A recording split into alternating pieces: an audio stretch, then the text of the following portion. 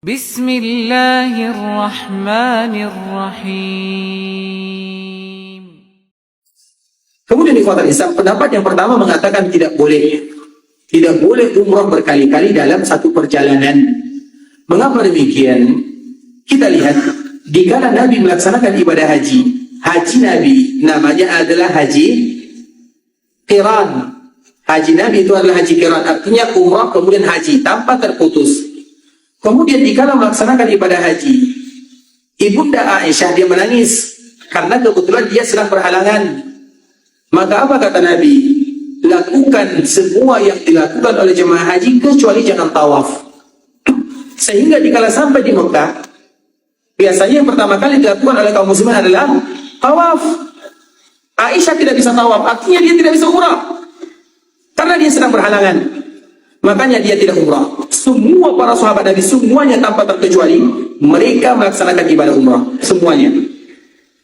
Kemudian setelah selesai melaksanakan ibadah haji dan Ibunda Aisyah suci, maka dia datang mengadu kepada Nabi, "Ya Rasulullah, semua orang pulang dengan membawa umrah dan haji, sedangkan saya pulang dengan membawa haji saja. Saya belum umrah karena kemarin dia sedang berhalangan." Bisa dipahami? Kemudian apa kata Nabi? Silahkan kamu pergi ke Tan'im. Maka Tan'im itu disebut dengan masjid. Itulah sejarahnya kenapa disebut dengan masjid Aisyah. Kemudian di kota Islam, pergilah kamu ke sana dan dikawani oleh Abdurrahman. Abdurrahman itu siapa? Siapa Abdurrahman? Siapa Abdurrahman? Abdurrahman anak saya. Abdurrahman banyak ya, tapi itu Abdurrahman bin Abi Bakar. Artinya saudara Aisyah radhiyallahu ta'ala anha. Nah, dikala dikawankan oleh Abdurrahman, yang umrah hanya Aisyah. Abdurrahman umrah atau tidak? Tidak. Padahal bisa bagi dia untuk umrah atau tidak? Bisa sekali. Dan para sahabat yang lainnya tidak ada satupun di antara mereka yang umrah. Bisa dipahami? Satu-satunya yang umrah adalah Aisyah. Makanya para ulama mengatakan, ini pendapat yang pertama ya, para ulama mengatakan barang siapa yang keadaannya sebagaimana dengan Aisyah, maka lakukanlah umrah berkali-kali. Kalau keadaannya sama dengan Aisyah, dan ini hanya untuk wanita karena mereka berhalangan. Laki-laki ada yang berhalangan. Artinya kesempatan ini tertutup bagi kita. Untuk pendapat yang pertama, bisa dijelaskan, bisa dipahami semuanya? Baik, pendapat yang kedua.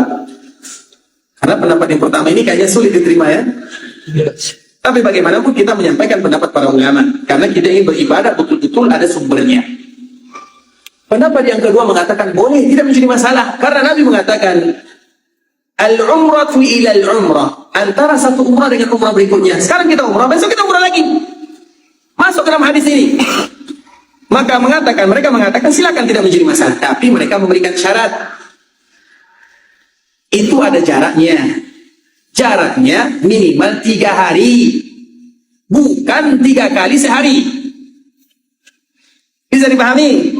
Artinya umrah tunggu dulu 3 hari, baru umrah lagi. Kalau biasanya orang yang berumrah berkali-kali berapa hari? 3 kali sehari.